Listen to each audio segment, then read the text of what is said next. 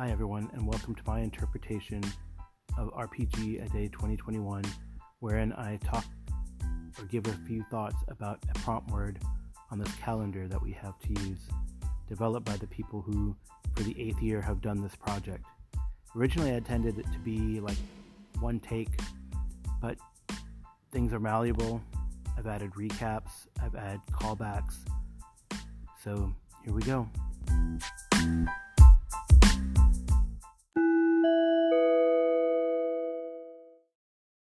The theme I enjoyed the most, and I think you were most successful at as far as creating suspense and unease, was the Mutant Chronicles game and the weird things happening.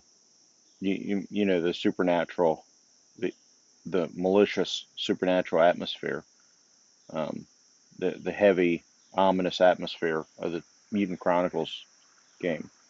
I thought that was super successful, and it felt more. Felt much more. Well, I already said all the words I have, but I thought it actually worked better than Call of Cthulhu, any of the Call of Cthulhu games, as far as that kind of thing goes. Um, so maybe we'll get to finish that at some point. Hey Jason, thank you for those kind words and the call-in. I definitely appreciate you calling in. It was great to meet you and be able to hang out with you. It's like until you sit down and have a beer with someone, especially someone that you meet like online, they're not really real, right? It's a strange thing. We communicate and are kind of anonymous until we reach out and do that. And that was really cool to be able to have a few beers with you, well, more than a few beers, and hang out and play some games. So we didn't play everything I wanted to schedule, but that's okay. I'm sure you had a lot of fun at your conference, and it'll come again for fun. So actually, I'm going to give kudos to Taylor from Clerics Ringmail for giving me some ideas on how to promote horror in the games. I'd listened at least to number 1 when we ran this game, and his series, How to Run Horror in Your Game, so up to part 3 now, have been very helpful. So I continue to listen to him, and I give props to Andy Goodman for how to run a horror game or not to, because Andy Goodman at least talks about how not to, and to make it more serious and engaging. And I really enjoy how he does and presents his material. And I think it's the only actual play that I listen to is Grizzly Peaks Radio. So there you go. That's my idea of horror and how to run it, and to present that theme of horror in a game and looming presence. Actually, which reminds me, I feel like I did a good job doing that last year with the Cthulhu Invictus game. Both the first one, especially the first one, where you guys had this impending doom looming over you in the forest of Germania. I think that worked really well, and I think that theme continued, that menace, that dread in the second part. So pretty cool. I guess maybe you're the catalyst that helps that horror theme to go while you're in both of those games. That could just be coincidence as well. Anyway, thanks again for the call, and I'll talk to you later. Yo, Carl, thank you for answering my question about themes. It was really cool to hear what themes you run in your games. And so now I have a question for you that might lead us into today's topic of foundation. Do you think you need a foundation in military history, military procedures, military lore, all that stuff, in order to run a successful campaign of Twilight 2000? I'm sure the answer is no. I'm sure there are plenty of people that have done that. But I guess the better question is, do you think having such a foundation with all that military knowledge lets you run a more fun, maybe more realistic game than someone who doesn't, someone like me? I don't know. What do you think? I'm curious. Peace out. Hey, Joe, thanks for the call. No, you do not need to be a military expert to run a good game of Twilight 2000. They give you a lot of information. It's just like reading any other. You could treat it as reading any other science fiction RPG because they give you like books and books of guns and tanks and vehicles and locations. I would say, to answer your other question, it might help to understand military procedural to make it more real, but it's not necessary. And you can find books on that too. I think so far in our survival themed Twilight 2000 game, that knowledge of science and survival skills and how they really work is probably the best tool to make it the most immersive.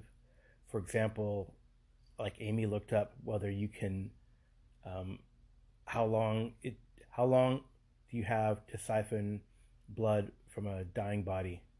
Don't ask. But she looked that up on the Googles and found the answer. So that might come into play or not. So I think it's cool that if you have this knowledge and you know what these things look like, you don't have to reference. But I don't assume that. So if we were talking about a T-72 or a GAZ-66, then we have pictures and we post them on the chat, on the Discord chat for people. But I do that for other games too. I do that for my Warhammer Fantasy game, or make like the picture a handout on the Roll20s. So please excuse the shark. Damn it, the thing is so loud. All right, sorry for that. Like sometimes you hear the shark in the background. I apologize. But hey, if we're talking about foundation, having a shark lays a good foundation for then when we mop after, because it does all the sweeping instead of us doing the sweeping. I guess that relates to foundation. Sorry I was distracted. But Joe, no, you do not need to have a military background to run a good Twilight 2000 game. But yes, it can help if you're a GM to present that material to the players and make it more immersive. But I think you can study that up as well and make it that way. But it's your game.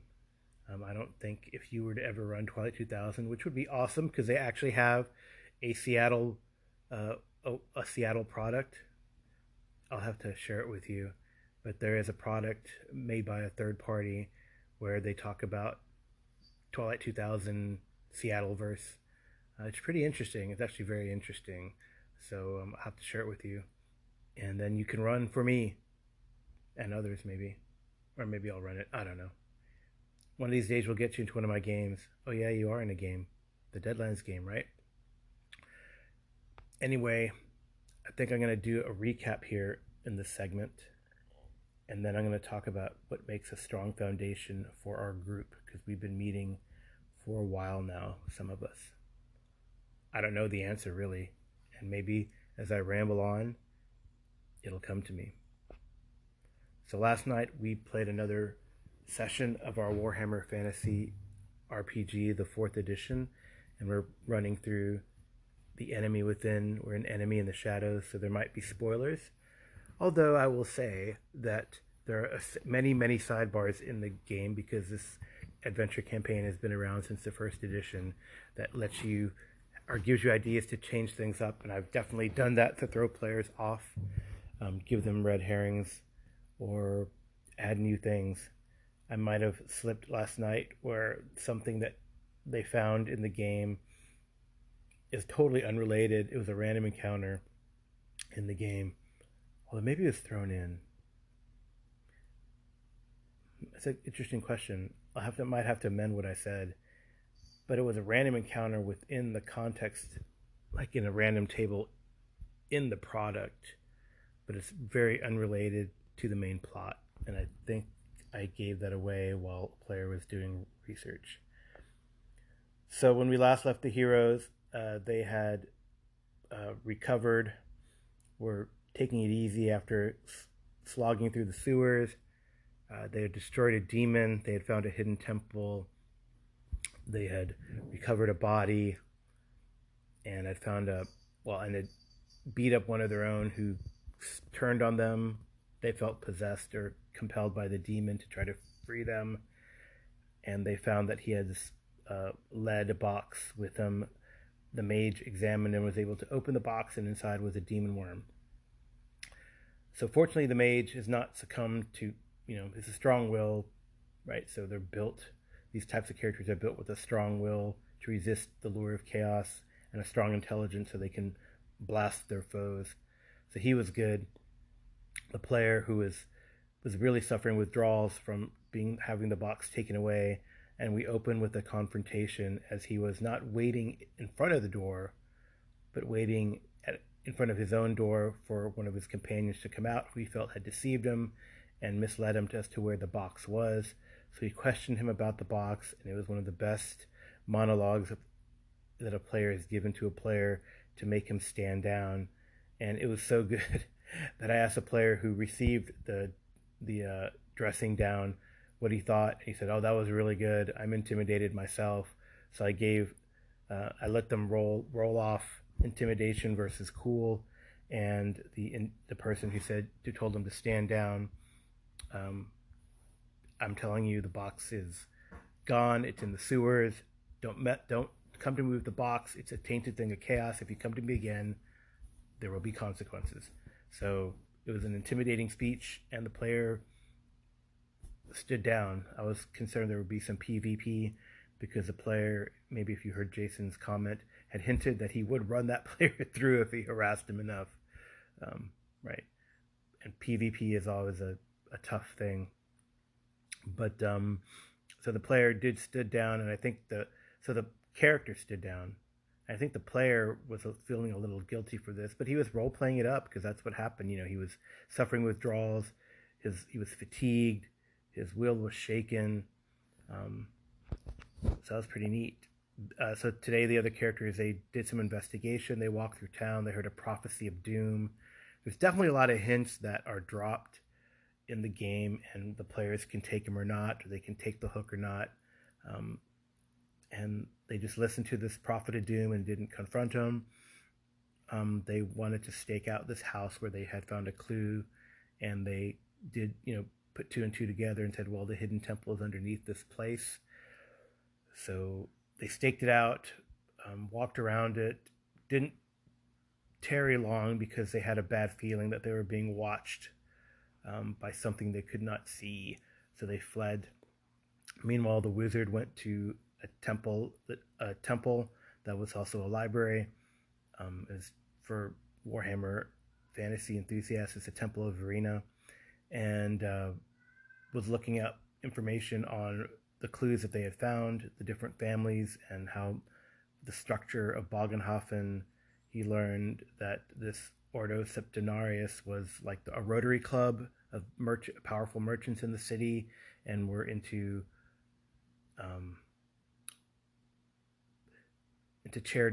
charitable things.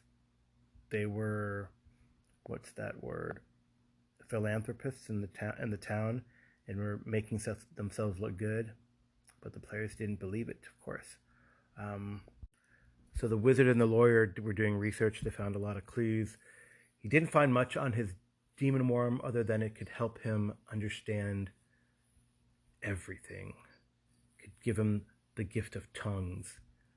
So we'll see what he does with that. The other players, they went to go head off to check out the warehouse where they had heard that the goblin had been killed or destroyed by the magistrate, although they knew that was not true because they had evidence otherwise that the goblin had been killed and eaten by that demon. So the party got split up again. I mean, I could have done wonderful things and really harassed the group, but I felt that they had not caused enough trouble yet, and it was only at they were being watched stage.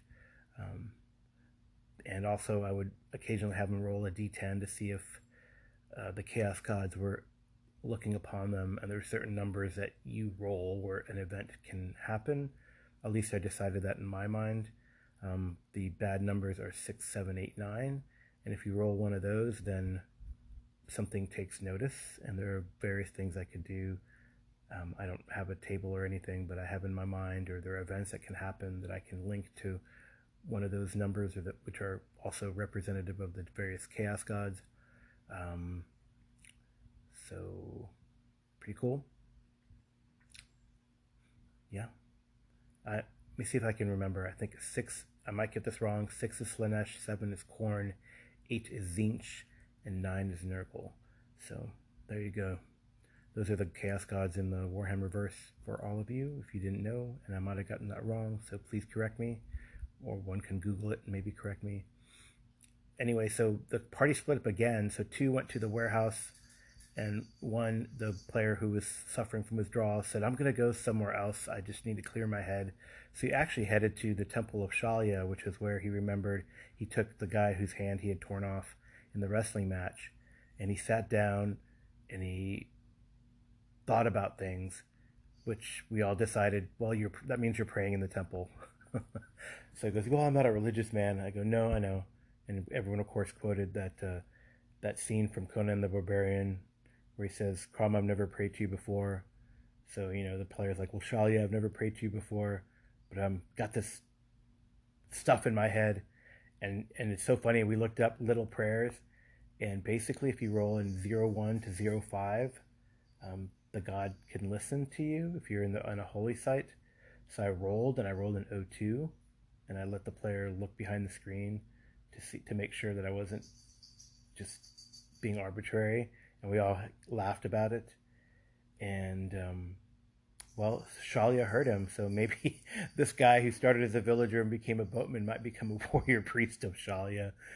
He really hit it off with the priestess there, and decided to do some atonement at the soup kitchen to get rid of this corruption, because he was really bothered by, these friends that he had made. He was now making them upset in character, which I thought was pretty cool. So he's going to help with the soup kitchen for a while, and maybe he'll lose some of his corruption. And he definitely got over his withdrawal symptoms. He had also gone out to Schaffenfest to get something to calm him down from the herbalist that they had made a friend of. So he was good. He was doing good. And I thought he made a really bold decision in character, and it paid off. I thought that was pretty neat. Meanwhile, the guys who went to the warehouse, they talked to the warehouse foreman or the warehouse guard, and he blatantly lied to them and said that he had smashed the goblin, and they knew it was totally false. And they had gotten a different tale from the magistrate, so they were starting to believe that the magistrate might be corrupt as well. So, well, the characters, after that exploration and investigation during the day, got together for an evening meal, or the early evening meal, and decided, well, we're going to go check out that compound, the business compound of the people where the building where the temple was built over in their mind. So they did a night raid, and it was pretty interesting. It was very quiet because the mage has an open. He decided to have open lock. He thought that would be very versatile. And it turns out it was. They got in quickly. A dog started barking, but they calmed it down, and I thought that was a bold and brilliant move by the player, because he failed the first time, but there's a meta currency, a fortune. You can re-roll your result, and he decided to do so because they didn't want to kill the dog. He re-rolled, and this is an elf character who only has one re-roll per game, basically. So he re-rolled and charmed the dog, which was fantastic. Got it to stop barking. They heard the shuffling and rustling of someone sleeping in another room, but they were quiet the whole time. And I think their quiet and stealth and no murder hoboing gave them a great payoff. They basically, since they felt that these people were corrupt anyway, they didn't mind stealing their money. So they had a haul of like 200 gold crowns, which is an exorbitant sum of money. They found all the clues they needed to find to pin this hidden temple thing on them. They found the way to the hidden temple, and they saw that it had been scrubbed of, so no one could find evidence if they were to take the authorities there. But they found some letters, because I feel like in these games, villains are stupid and they write down and document everything, and they leave clues in the form of letters for everyone to read. So they have some names that they're going to pursue. They made it back to their inn, and they saw that there were a bunch of thugs waiting for them from one of the stevedores guild, which is the guild that unloads boats.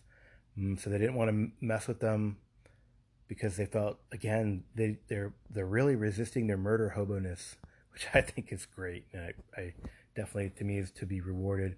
So with the 200 gold crowns and a dog in hand, they retreated to the pavilions in Schaffenfest that they had been allowed to go to in service of the Duke and his son. So one of the players is supposed to joust instead for one of the sons of the Duke, and the son he's basically a disappointment to his father, because he's not a fighter type. He's more of a bookish type. He has a woman who is a valet, which is weird in these times, but he's definitely can be a really cool patron for these players. I hope I don't find out later in the adventure that he's a chaos monger. I hope not. It'd be interesting.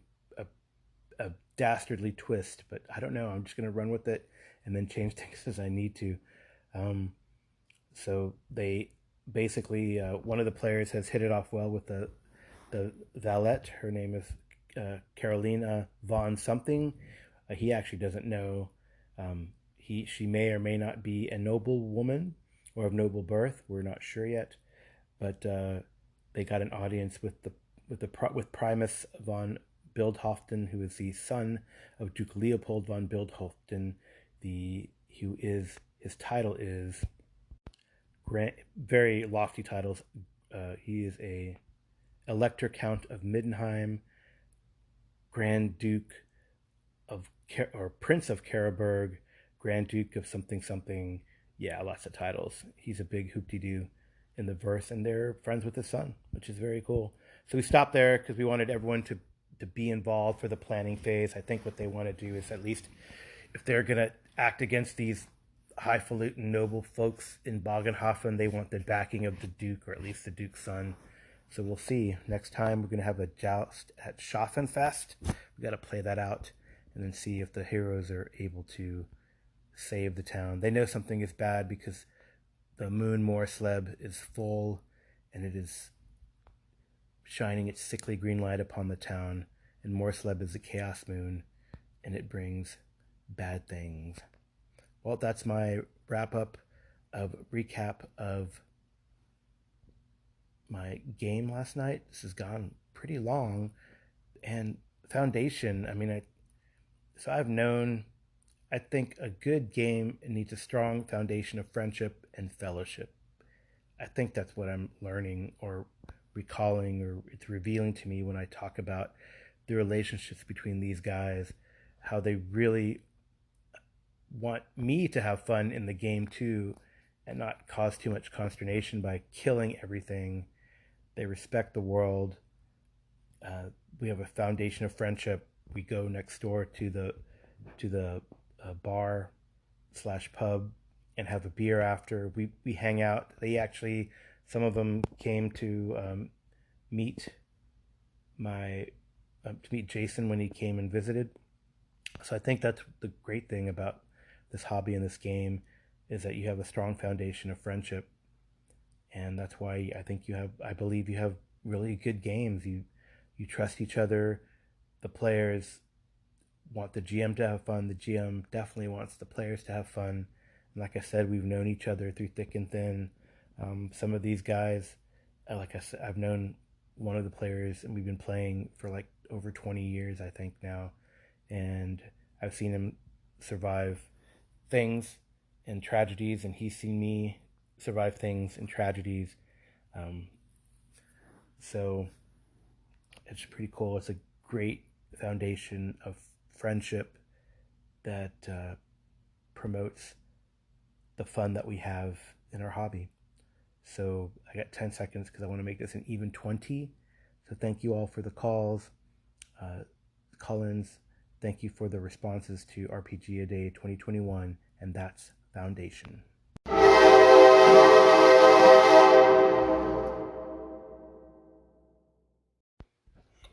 I looked it up because I was bothered by it.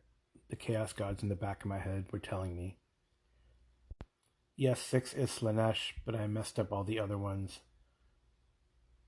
7 is Nurgle, 8 is Khorne, and 9 is Tzeentch, which I guess makes sense based on the prophecies that they were hearing. Sorry about that, everyone. Scratch that from the tape and replace it with this one.